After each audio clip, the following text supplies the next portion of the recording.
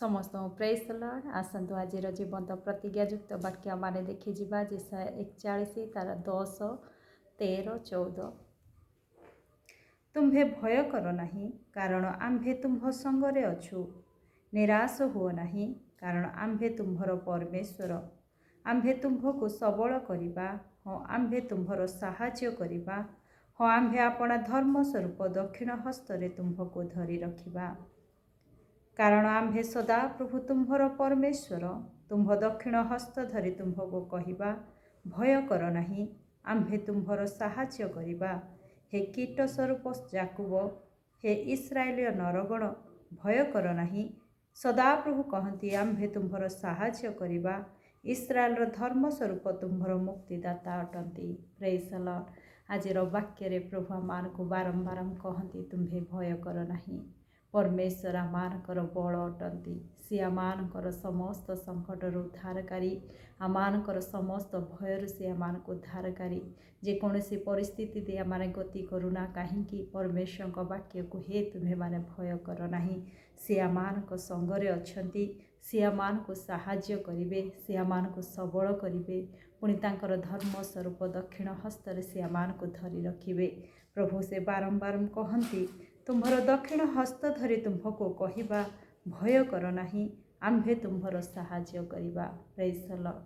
से आमानकर दक्षिण हस्त धरी आमानको से साहाय्य करिवे।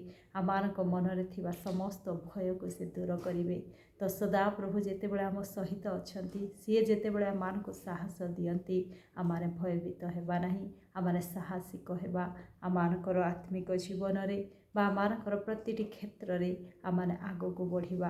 प्रभु कहते पुनर्बार हे इस्राएलीय नरगण भय कर नाही। सदा प्रभु कहती आम्भे तुम्भर साहाय्य करिबा।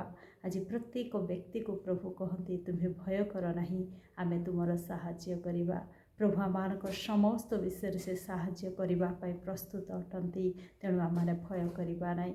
जीवन जेकोसी झड़ तोफान आसेना कहीं से आमाने विचलित हेबा नाही। परमेश्वर जो वाक्य दे कथा कहती भय कर नाही आम्भे तुमर साहाय्य करिबा, से वाक्य को आमाने दृढ़ रूपे धर रखिबा। आमाने परमेश्वर आड़े दृष्टिपात करिबा। प्रभु वाक्य माथ्यू तार 8:24-25-26 आम देखू ए जगार गोटे समस्यार विषय देखू जहाँकि समुद्र मध्य झड़ आसी आ परमेश्वर लोक माने बा प्रभु जीशुकर शिष्य माने से स्थान रे उपस्थित अछंती। आ से झड़ तोफान को देखि से माने भयभीत हो जाउछंती। आ चित्कार करी जीशु को कहउछंती हे जीशु आमे मल्लु आमान को रक्षा करंतु। किंतु से समय जीशु आपा से मान को कहउछंती तार 26 जदि देखिबा जीशु से मान को कहिले हे अल्प विश्वासी माने तुम्हें माने काहे एड़े भीरु।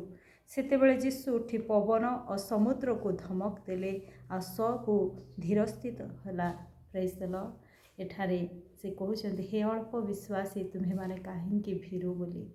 आज आमान को परमेश्वर बारंबार कहती तुम्हें भय कर नाही। सी आमान को साहस दौरान सी आमान को सबल होगापाई कहते। तेणु आम सबल होगा आम भीरु परी देखा न जावा विश्वास प्रार्थना पुणी आम परमेश्वर ठार भरोसा रखिबार आम बलवान होगा आम परमेश्वर ठारे दृढ़ होगा।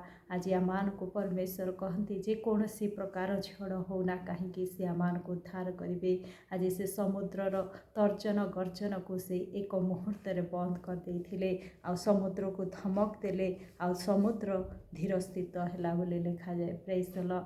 आज आमान जीवन में जेकोसी प्रकार झड़ आज तर्जन गर्जन होना कहीं परमेश्वर आमान सपक्ष अटंती। से कहिबे से समस्त झड़ को से समस्त तोफान को से धीर होगापाई कहिबे। सदा प्रभु आमान को सुरक्षा देवे। तेणु आज वाक्य अनुसार आम भयभीत होगा ना। प्रभु आड़े दृष्टि रखी भरोसार सहित साहस आग को चलवा।